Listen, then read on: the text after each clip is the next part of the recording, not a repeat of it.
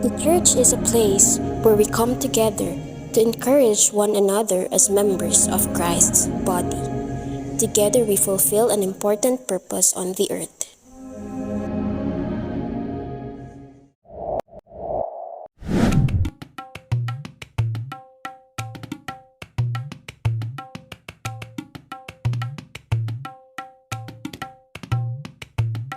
Church strengthens belief and faith of people. A representation of resilience of Vigan. And we will dare to pray through our ups and downs. But when the kingdom of God will collapse, What will happen? The first vegan cathedral composed of basic wood and thatch materials was begun to be built in 1574. By 1641, a new version had been posted, but that wasn't the same cathedral that visitors are accustomed to. It was destroyed by an earthquake, repaired, and then burnt to the ground. 10 years after it began, in 1790, the church underwent its financial reincarnation.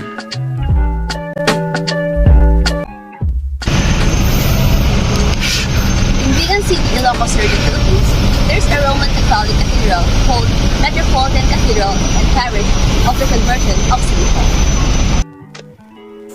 It serves as the administrative center for the Nueva Segovia Roman Catholic Archdiocese. It was included in the 1999 listing of the historic city of Vigan as a UNESCO World Heritage Site. The church's main architectural feature are its large side buttresses and earthquake Baroque styling.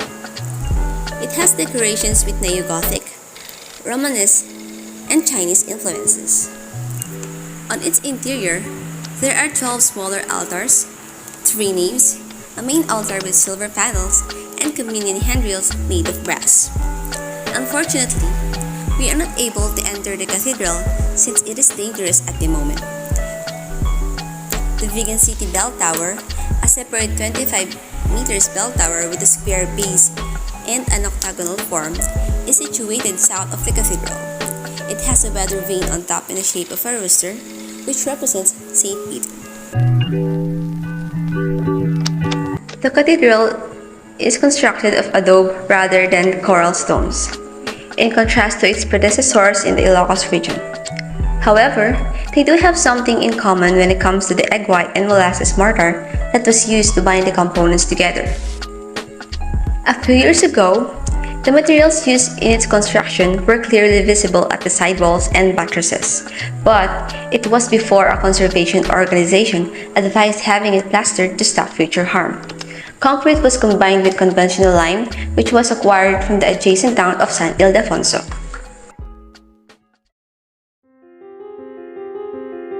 Nasira ang harapan ng Vigan Cathedral dahil sa lakas ng isang iglap, nasira na yung bola ang isang may mga pagkukurin sa belfry ng katedral.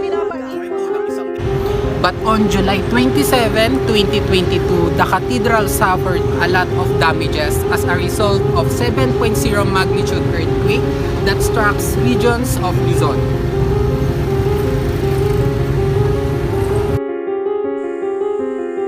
Approximately 3 hours following the earthquake, Monsignor Gary Noel S. Formoso posted on the cathedral official Facebook page about the temporary closure of the building.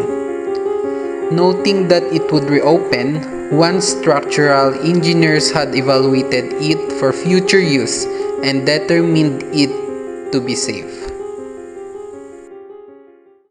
The Vigan City LGU started implementing a color code system a week after the earthquake to evaluate the structural integrity and safety of the city's building.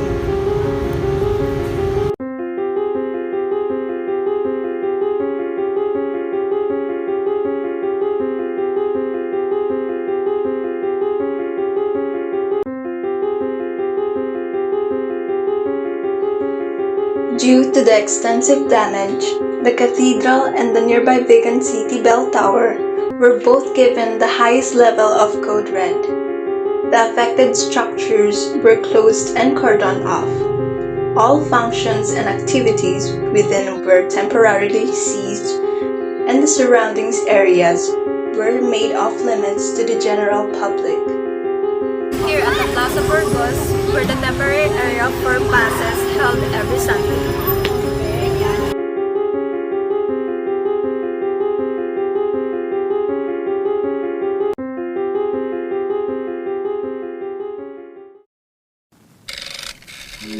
So, our team determined what is the best treatment approach to use for this heritage site caused by 7.0 earthquake, and we think and plan that restoration is the best solution since it is a tangible heritage. Restoration is part of heritage conservation that focuses on the retention of materials from the most significant time in a property's history, like the cathedral, while permitting the removal of material from other periods. What restoration practices we will apply in the cathedral?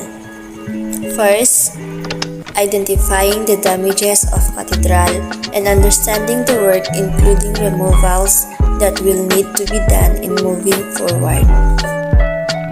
Second, it is required to document the cathedral in great detail. Its features and components must be photographed and documented from the exterior and interior.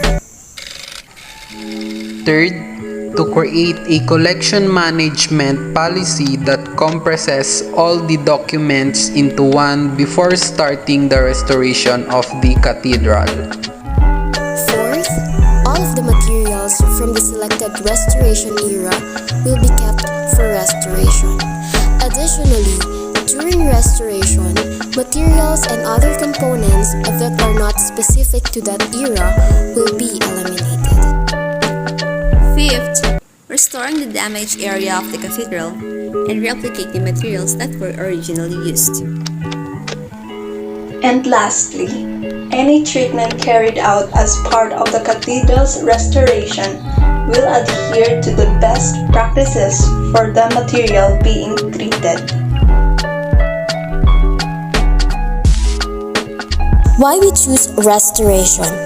One reason is the cultural significance of the site, because this cathedral was tied with Vigan City's identity that makes the site more valuable for what it provides to the culture.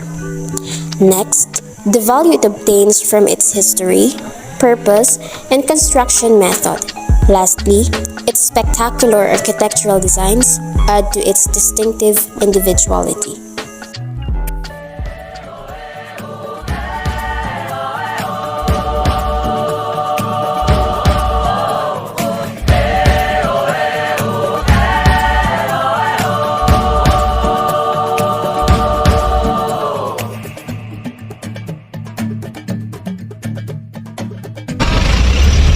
We all know that Vigan City is a heritage site and we are proud of it. Faith and belief are our driving force to go with life. Our resilience, results, unity, and success. The Vigan Cathedral was once served its purpose and witnessed a lot of events. It recognizes and preserves pieces of our history for both present and future generations to cherish.